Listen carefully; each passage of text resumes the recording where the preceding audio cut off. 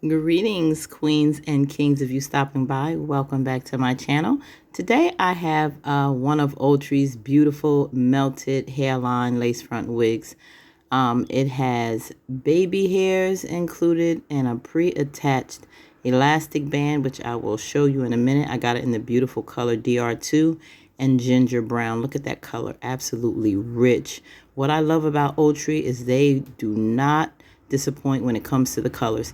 Has two combs in the back, about 2 to 3 inch parting space. You can use it as a middle part, right or left side part. As you can see, it has a soft transparent lace. Yeah, and it's not bad. With the hairline is pre-plucked. I think they did a very good job, and they have a nice body wave that they cut. But as you can see at the end, I'm going to do a little more cutting around the front to frame my face. Just wanted to show you this hairline. Not bad. Normally, you know, I pluck it, but I am going to leave this one alone before I use some Eden's hairspray to, you know, tack it down. I'm going to show you how the band can help it to be, you know, glueless.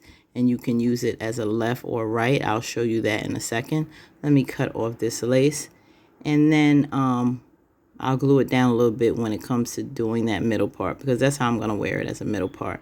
Now, there's another wig. This is Kimayah, but it's a wig that's similar to the same name. It escapes me right now, but it's similar to this one. If you don't really want that much of a body wave, normally I like wigs that's either totally straight or has a nice body wave or curl pattern to it. This doesn't have much of a curl at all. Just gives you a nice little body, because the cut along, you know, the front and on the sides basically frames the face. But I'm gonna do a little bit more. So like I said, I'm not gluing the lace down on this because I just wanted you to see this left side part.